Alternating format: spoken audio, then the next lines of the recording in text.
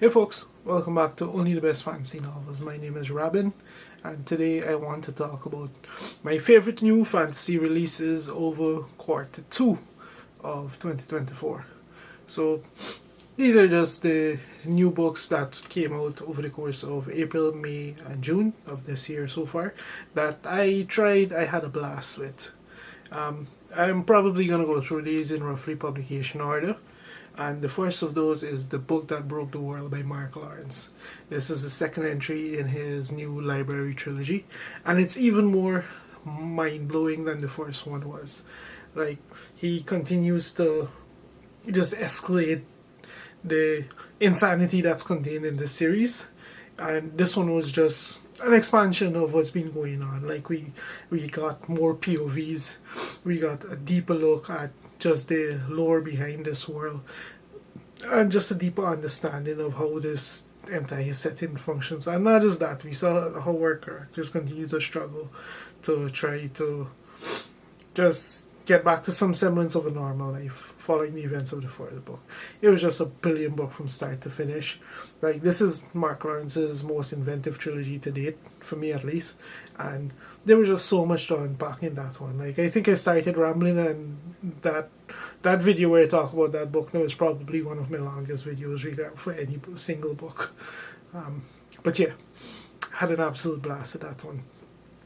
The next book is probably one of the more fun books that I'm going to read this year, and that is Play of Shadows by Sebastian de Castell. This is the first book in his brand new series, set the Court of Shadows, set in the world of the Great Coats. But it features an all new cast of characters, in an all new setting, and in this one we follow the adventures of Damila Shadimantine. He's the grandson of two great coats, and he's effectively a coward. He challenges he flees from a challenge to a duel, and he does so by joining a troupe of actors. And in this particular duchy that he's in, that essentially gives him immunity from having to fight the duel. But in exchange, he has to he essentially has to become an actor. The trouble with that is that he's not just it turns out that the Great Coat's blood runs strong in him, and he's essentially a Bardati, and not just a regular Bardati, a specific type of Bardati that essentially his latent magic awakens, and he begins to do some crazy, like some crazy stuff starts to unfold as a result of his latent magic awakening when he joins this actor's crew. And some new secrets are going to come to light, and it's going to rock this duchy to the core, essentially. Extremely fun book, typical of Sebastian de Castell. Swashbuckling, entertainment, flamboyant, you name all the usual adjectives. Like, this book, this has it in spade loads. Absolutely fun book. Moving on, number 3 is Relics of Ruin by Aaron M. Evans. So this is the sequel to Empire of Exiles. Honestly, I picked up this book expecting an ambivalent read at best, because I was rather ambivalent to the first book that came out last year. But this one, I finally got drawn into the story. Like, the world building is still a bit off-putting for me. Still a bit too weird, I would say, and not quite to my taste. But there's just a lot of mystery in this book that just kind of ramps up. Like, it made it a very, very fascinating read, a very interesting read, and the plot kept moving apace.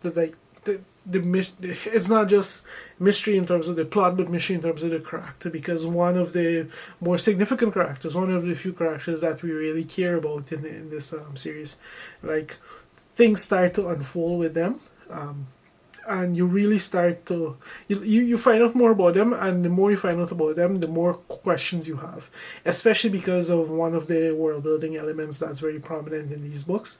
It's it literally gives characters the ability to mess with memories. So we have this situation with this character where I won't get into spoilers, but it's very fascinating. Like it's a very interesting take on the unreliable narrator trope, because like you're not entirely sure what's going on here, but it was really fun. It was really fascinating to read. I enjoyed it way more than I did the first book, and I'm excitedly looking forward to the finale next year. And then, to keep things moving apace, my next favorite release over this 3-month period is probably one of the hottest fantasy releases of this year, and that is The Silver Blood Promise by James Logan. So, this book, there's a lot of comparisons being thrown around to Scott Lynch, and I kind of get why, and at the same time, it's kind of doing this book a disservice because it's very much its own thing. This is essentially the story of a nobleman who, he, after an issue occurs during a duel, he is essentially disowned by his father, by his family, and he becomes kind of a rolling stone. And then one day he gets word that his father passed away under very mysterious circumstances, with a note that points him to a city that he wasn't aware of his family having any connection to, and towards a person he's never heard of before. So he sets out on a journey to go to the city, and he arrives there, and he starts to delve into the mystery of this of his father's dying moment. Like, why would he write this? Why would he write these words in his blood, literally as he was dying? And it's just a really fascinating mystery that starts to unfold. Like, this is a debut by James Logan, and it's a very, very promising debut. James Logan is clearly a very skilled author. The book is not without its issues, but given that this is a debut novel and there's way more pros than cons to this book, which is why it's one of the more talked about releases for this year. Like, there's no question of me continuing this series. Like, the next book, when it drops, it will be a book I pick up at release day for sure. Like, it was just an absolute blast from start to finish.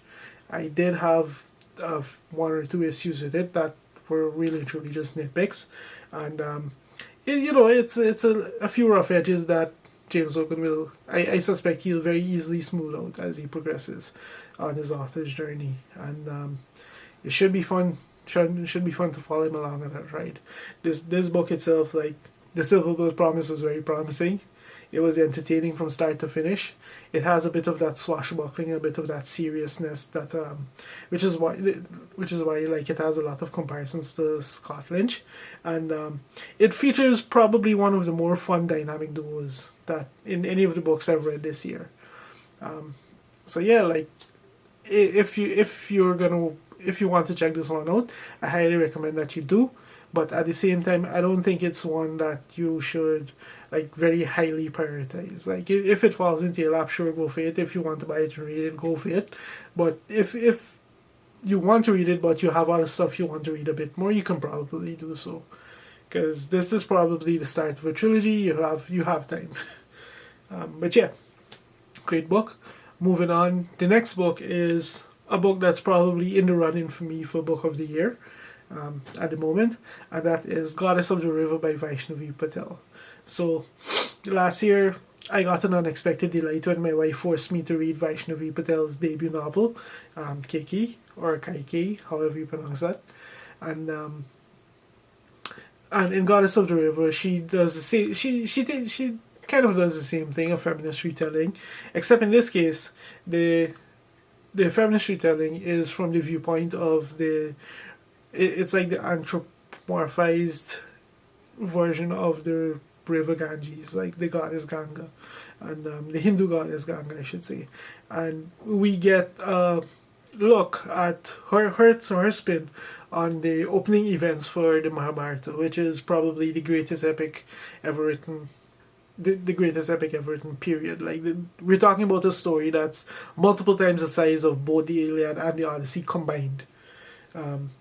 And this was just like a wonderful book. Like, yeah, feminist retelling, setting that aside, like all the characters in here are just morally grey. A lot of sketchy shit happens, a lot of crazy things, a lot of good things, a lot of bad things, high highs, low lows. Like, really, really, a really engrossing, really captivating story from start to finish. Once again, she blew my mind with Kaike, and she once again had me enthralled throughout this entire book. Like, this book solidified her as an author who, moving forward, I will read anything she writes. I have a very short list of authors like that. She made that list. um, we're almost to the end of this. My second to last, my penultimate choice for best new releases that I've read in fantasy this year is Mirrored Heavens by Rebecca Roanhorse, and this is the concluding volume of her Between Earth and Sky trilogy. And holy crap, this was the best. She saved the best punches for last. Like, this book was just a train right from start to finish. Like,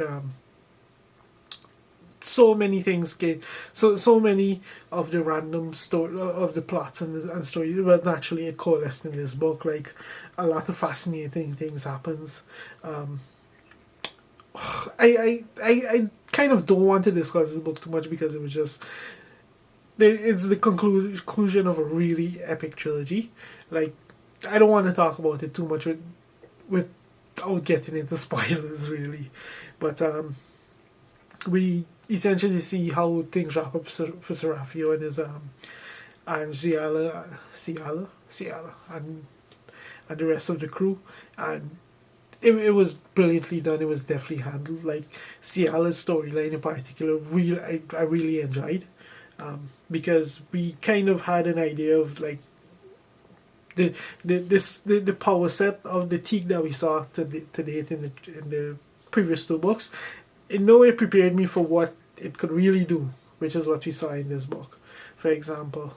And just a brilliant book. We got a bit of backstory to kind of flesh out how Serapio became the avatar of the Crow God, and it's wild. It's pretty wild.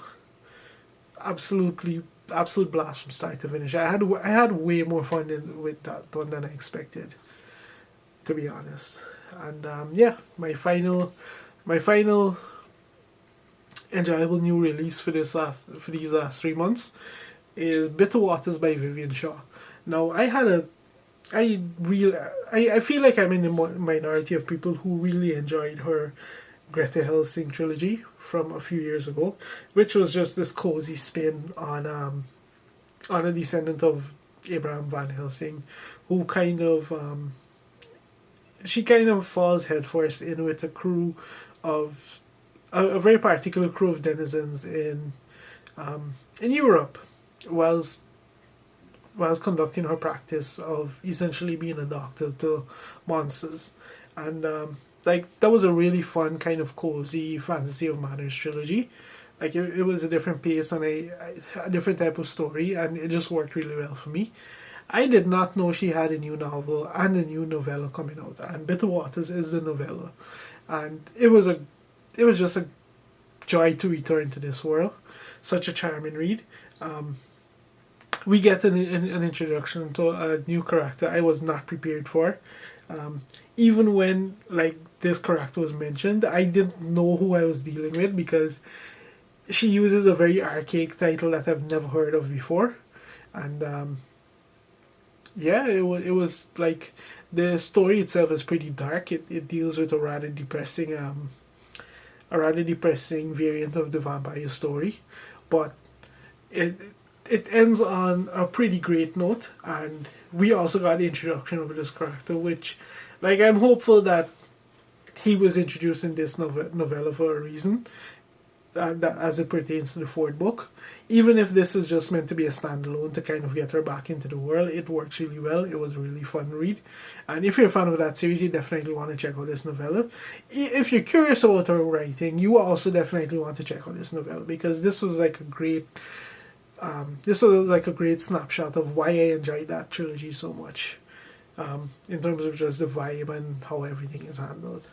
And yeah, those are my picks for my favorite new fantasy releases of the last 3 months. If you read something, I know there were quite a few other like major releases, like the concluding volume to Johnny Wirtz's Wars of Light and Shadow saga, but I haven't read that series yet, so obviously it's not going to be included on this list. If you read some new releases that aren't listed here, feel free to drop a comment and let us know about them. And yeah, that's my list. Thank you very much for watching if you made it this far, and I hope to see you next time.